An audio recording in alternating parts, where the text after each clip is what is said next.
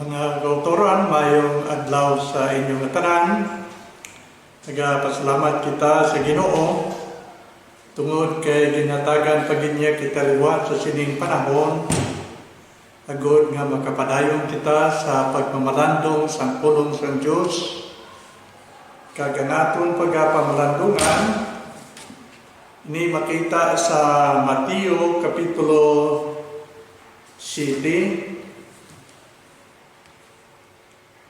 28 kag 29. Kag ako na ini pagkapasahon. Kag ang pulong sa Diyos na kasiling,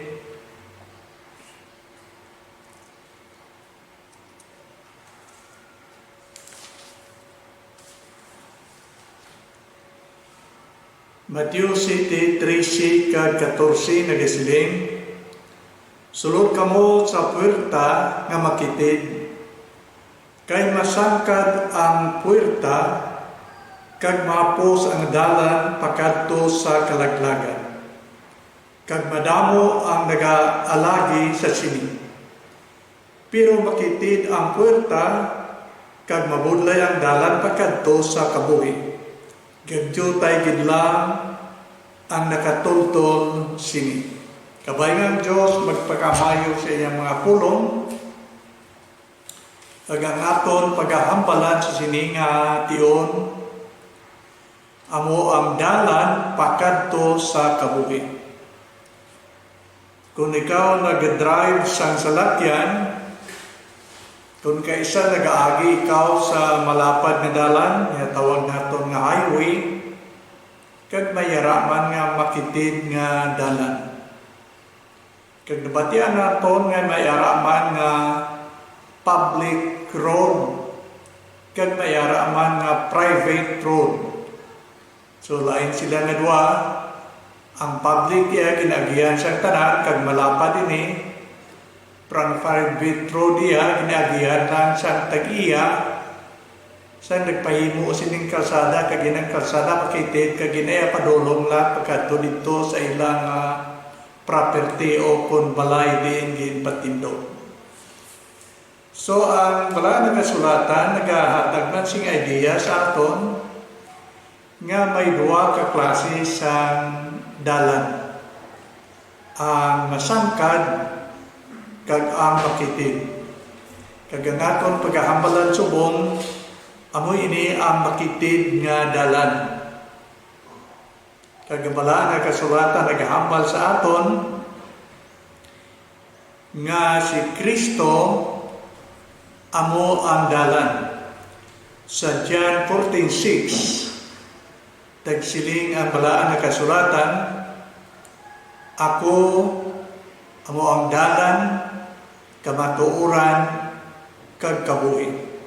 Wala sing bisan sino nga magkadto sa amay kung hindi mag-agi sa akon. So si Kristo amo ang dalan. Kag sa John chapter 10, verses 7 to 9, ang termino naman ni gamit rin puwertahan. Ang una iya dalan. Sa chapter 10 iya puwertahan. Pero parehas ang kahulugan. Nagisiling si Kristo, ako amo ang puwertahan sa karnero. Ang magasulod agi sa akon, silin ni Kristo, makaangkon sa kabuhi. Kag siya makasulod kag magagawa, kag makakita sa halalban. So may duha ka pulong dre, nga gintawag kay Kristo, siya ginatawag nga dalan, kag siya ginatawag man nga puwertahan. Kag nga 1 Timothy chapter 2 verse 5, nagahambal sing matag, nga wala na sing iban nga manugpatunga sa Dios kag sa mga tao, kundi si Kristo gid lang. So siya ang dalan, siya ang puwertahan, kag siya ang manugpatunga sa Dios kag sa mga tao. Diin kita makaangkon sa kaluwasan sa aton mga kabuhi.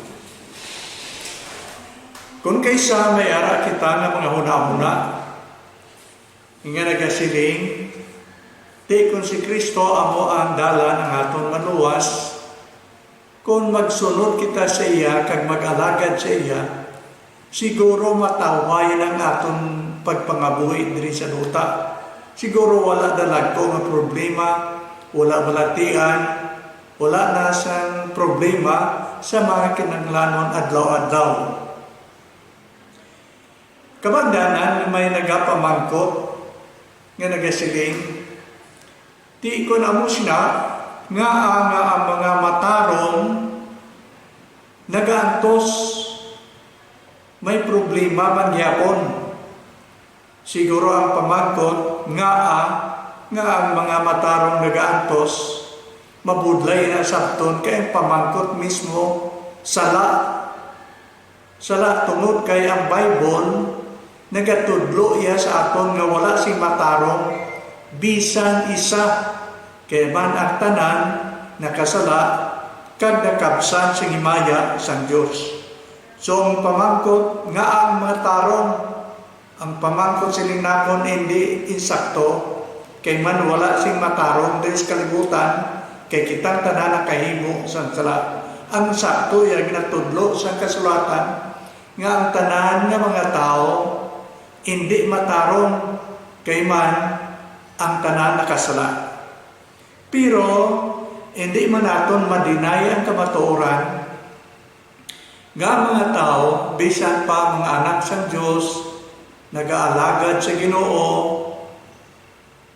may yara ng mga pag-antos, may yara ng mga problema tungod kay ginhambal na iningadaan sa Dios sa aton.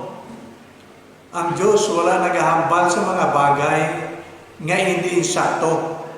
Ang iginahambal niya sa aton, ang kamatuoran agod nga hindi kita makibot kung nag-abot na ang mga ital-ital sa pangabuhi.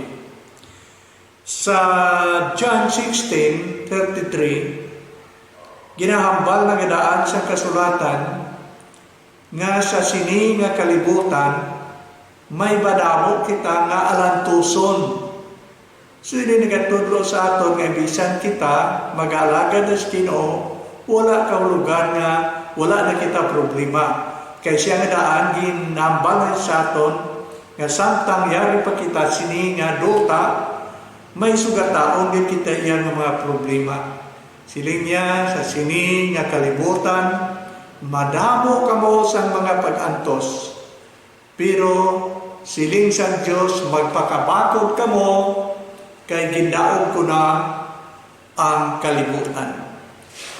Ang naghahatag man lang kung kaysa sa problema sa aton, amo mismo ang aton isig katao.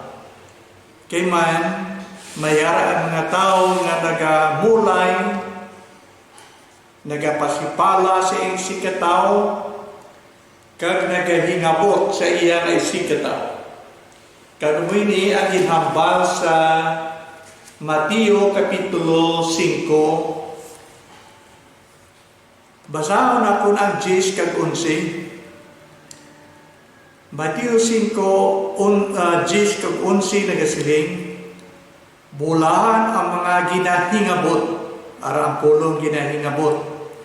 Tungod kay ginatuman nila ang ginapaabot sa Diyos sa ila. Kay ila ang ginharian sa langit. 11 nagasiling, bulahan kamo kung ang mga tao magpasipala, kag maghingabot, kag magbutang-butang sa inyo tungod kay kamo sumulunod ko.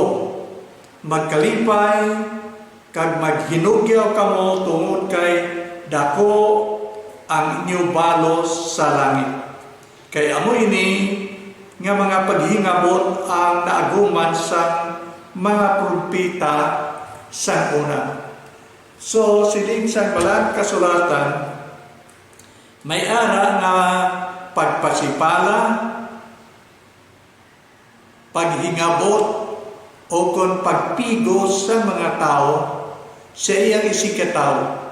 Ilabi na gayud kon ikaw Kristohanon, kag maukod nga nag-aalagad sino, mayara nga paghingabot kag paghibuta nga imong mabatian sa iba ng mga tao.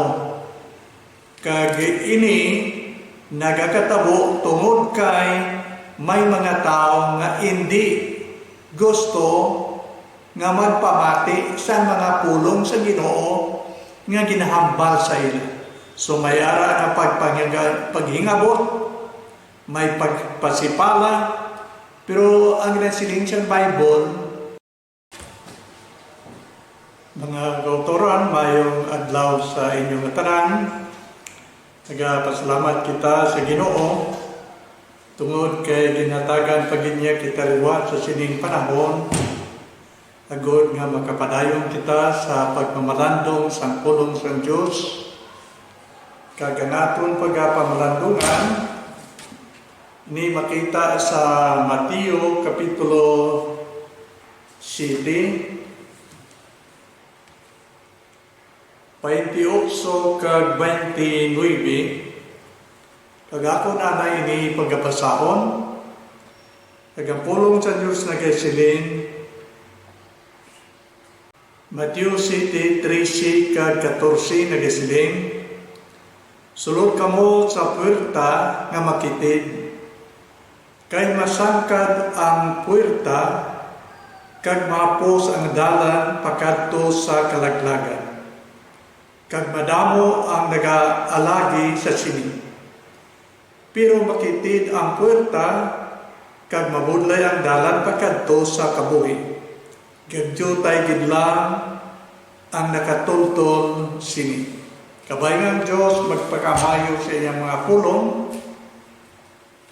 kag ang aton paghahambalan sa sini nga tion, amo ang dalan pakadto sa kabuhi.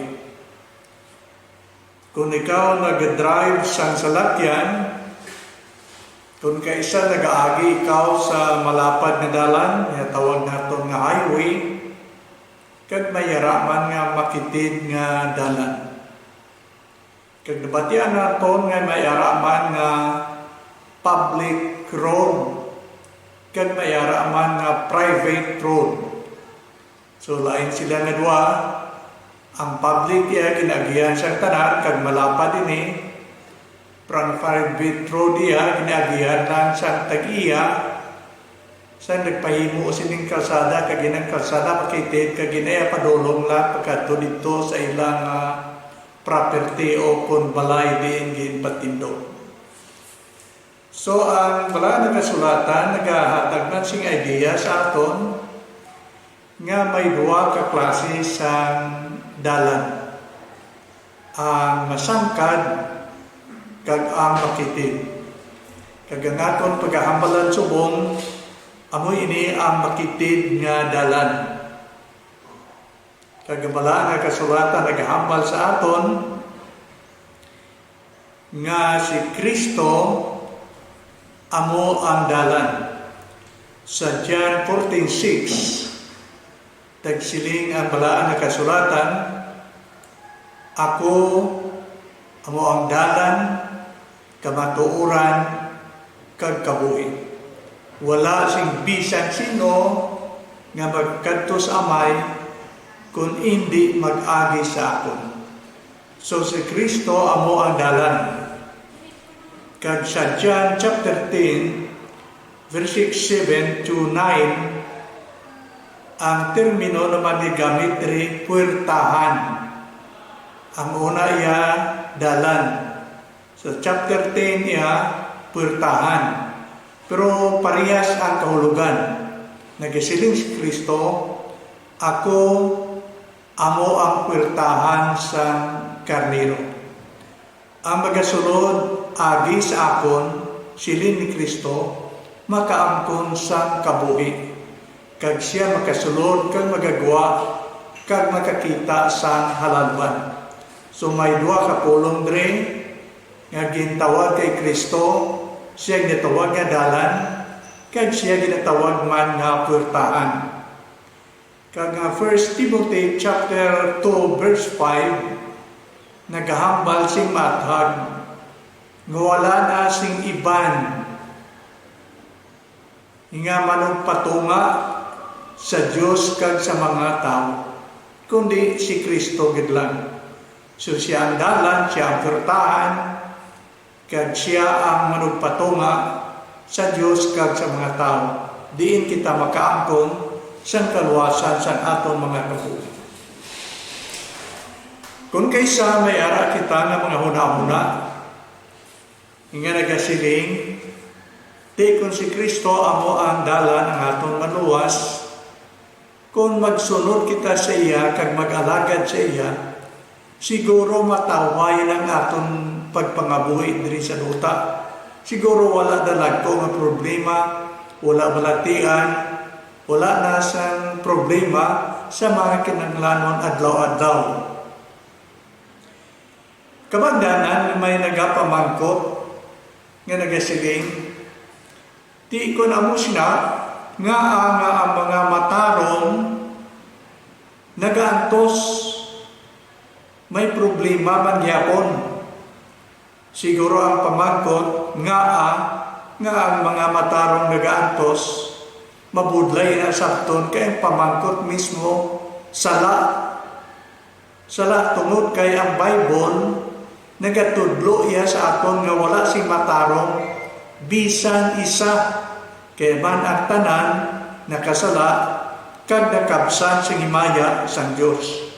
So ang pamangkot nga ang matarong, ang pamangkot siling nakon hindi insakto, kay man wala sing matarong diri sa kalibutan, kay kitang tanan nakahimo sang sala. Ang sakto iya ginatudlo sa kasulatan nga ang tanan nga mga tao hindi matarong, kay man ang tanan nakasala.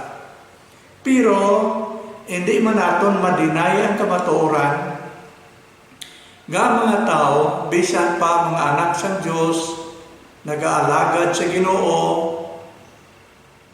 may yara ng mga pag-antos, may yara ng mga problema tungod kay ginhambal na iningadaan sang Dios sa aton. Ang Diyos wala nagahambal sa mga bagay nga hindi insakto.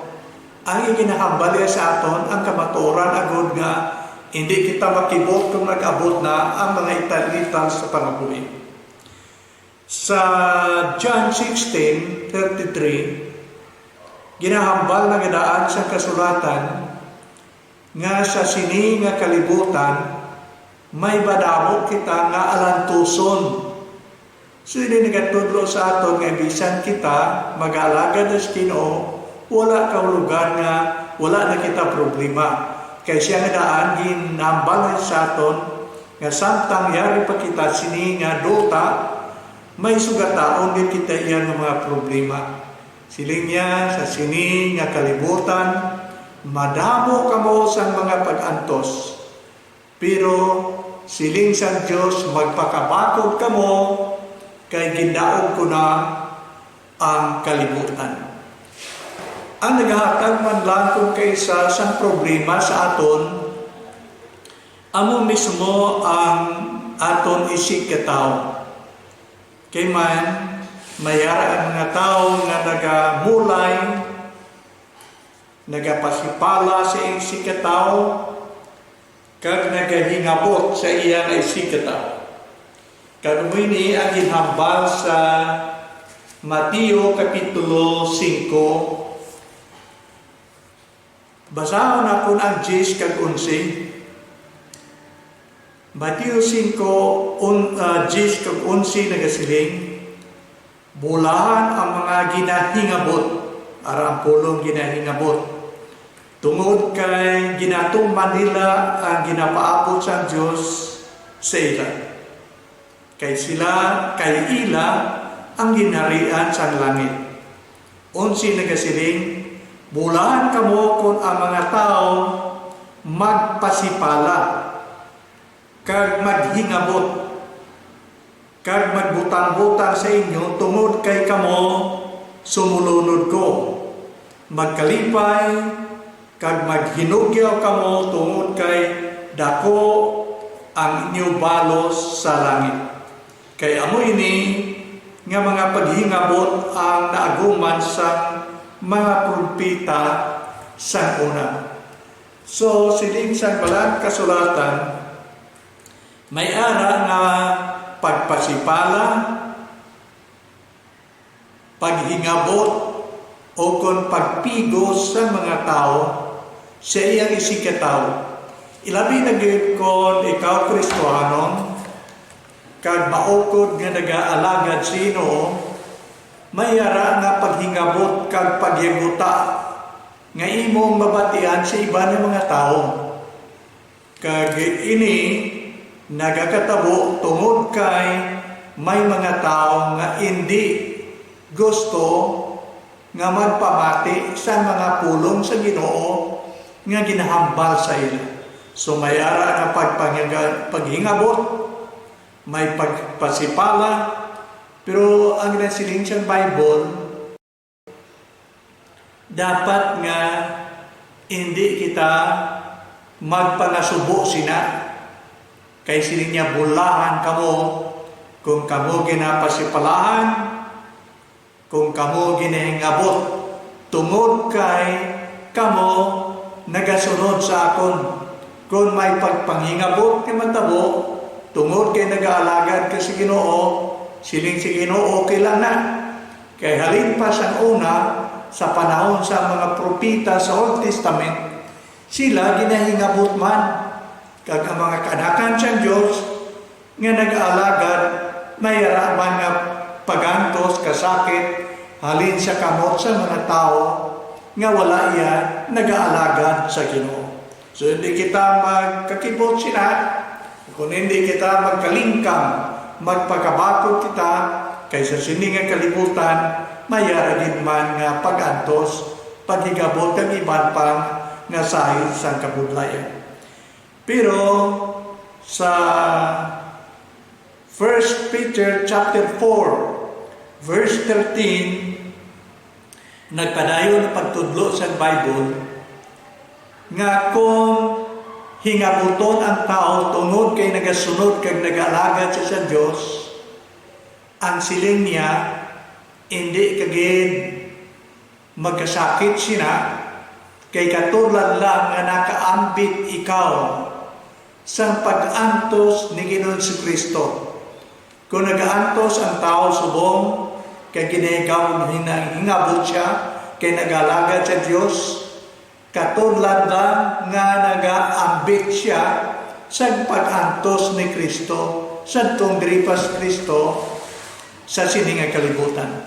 Kung si Kristo ginahingabot sa una, dako man ang posibilidad ng iyang kanakan nga nag-aalagad siya, hingabuton man kung nakaambit kita sa pag-antos ni Kristo, nag-aambit man kita sa himaya niya nga ginaaman para sa mga tao nga nag-aalagad sa iya. So dako ang padya, himaya nga ginaaman sa Diyos sa mga tao nga nag-aantos tungod sa paghingabot kasakitan sa sininga kalibutan. So partakers kita umalambit sa pag-antos ni Jesus Christ sa aton. Kag ginatudlo sa Bible, among aining mga tao, kung kinahingabot gid man, tungod kay ginaalagad sila sa Diyos, siling niya bulahan kamo, malipayon kamo, kay ginahingabot kamo tungod sa akong ngalan, siling ni Jesus Christ.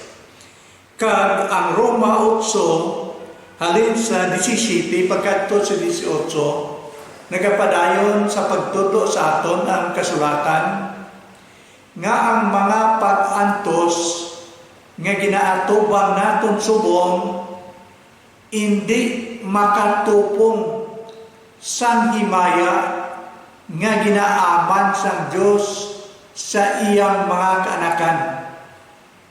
May himaya kay man nagapreparar ang Diyos sa ginasilinga padya rewards sa mga katawhan nga matutom nga nag-aalagad sa iya bisan nagaantos nagaatubang sa mga kabudlayan sa sini nga kalibutan.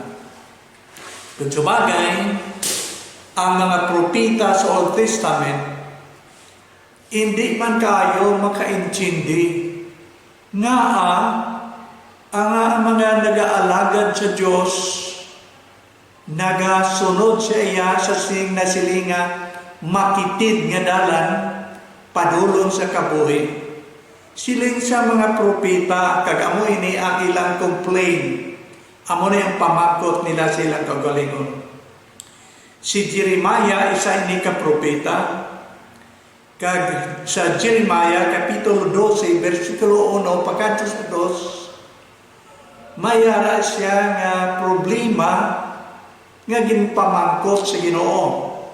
Siling niya Ginoo, kung mag-complain ako, kag magpamangkot, ikaw ya pirmi husto, kag ako ya do medyo malabo, hindi husto ang akon mga ginahambal. Siling niya, pero may i-clarify lang ako. Mayo iya si Jeremiah nga propeta, kay wala siya nagkakahuya sa pagprangka, paghambal sa Ginoo sa iyang mga balatyagon. Kita subok rin makahambal sa Diyos kung ano muna-una tayong ginabatyag naton. Kay ba nang Diyos siya nakahibalo, kag iyang sabat, pirmi iya insakto. Kung kaysa naton una-una kag balatyagon, kag pamangkot, daw hindi insakto. Pero ang pamangkot ni propeta Jeremiah amo ni. Nya nga ang mga malaot nga mga tao sa aton pa nagahimo sa mga kalakasan sang sala nga manggaranon sila ya kag wala siya nalagpo nga problema katulad sang mga nagasunod kag nagaalagad sa imo amo nang pamangkot niya. Nagabatyag siya nga kung magsunod siya sa Ginoo, ilabi na gitsag na silindri, nga makitid nga dalan, mabudlay nga dalan, tani, tawhay ang iyaya pangabuhi, ikumparar sa mga tao, nga nagahimo siyang malaot, pero siling Jeremiah, nga baliskad ni, nga ang mga matarong ang mga tao, nga nag-aalagan, nagasunod sa Diyos, mga imon kag may mga dalagko nga problema nga ang mga malaot ng mga tao manggaranon mataway ang ilang pangabuhi, hindi niya ina-reconcile siya kagalingon nga amo sina ang sabat sang Diyos sa iya. Siling siyang Diyos, hindi ka magkahisa, hindi ka magpangakig sa mga tao, bisan malaot, pero bugana ang ilang pangabuhi. Kaya ang siling sa Diyos, ini nga mga tao, hindi magdugay sa kalibutan. Magkaladula lang na sila, parehas ang hilamon, nga nagtubo, kag dugay-dugay, malaya man lang. Katulad sa mga panganod sa kalangitan, magapakita pero hindi madugay, madula ang ina sila. So hindi ka magkaisa sa ila, hindi ka magpangakig, kay temporaryo kag malipot lang ang ila nga pagpangabuhi. Kung ikumparar sa mga tao nga mga nag-aalagad sa Diyos, nagtuo kag nagbaton kay Kristo, ini mga tao makaangkon sang kabuhi nga wala sang katapusan dito sa langit. So hindi mo magkumparar kay sila iya malipot lang dirilan sa luta pero atla sing paglaong sa piyak sa pagpangabuhi diri sa luta. Whereas ang mga Kristohanon nagakabuhi diri sa luta bisan mabudlay magpiot siguro pagpangabuhi, pero may ginaman sa Diyos sa ila nga amo ang himaya kadalagan dito sa langit. Kag ignatudlo sa Bible, upod sila sa Diyos dito sa langit sa wala sing katapusan. So kung ikumparar nimo ang duha, Bisan maayo pang ilang pangabuhi diri sa duta, may dako nga bintaha iyang nagaalagad, nagbaton kag nagtuo kay Kristo kag nag-alagad sa iya, kay tapos ang pagpangabuhi diri sa duta, may paglaom nga ginaaman sa Dios dito sa langit. So hindi kamo sila niya magkahisa sa ila, hindi kamo magkaakig sa ila. Kay siguro ko nibutan naton, diri sa duta mag-idan abi ang wala nagatuo o kung nagsikway sa Ginoo.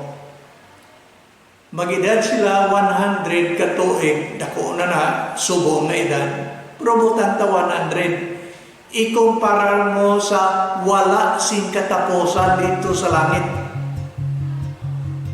Dako kayo ang diferensya kag binta, 100 lang.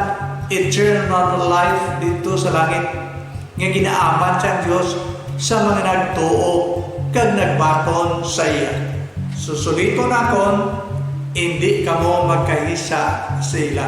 Bisan bugana pang inyong pangabuhi, kag bisan piok ang inyong pangabuhi diri sa duta, kay man tapos ang pagpangabuhi diri sa duta, may paglaom ang mga Kristohanon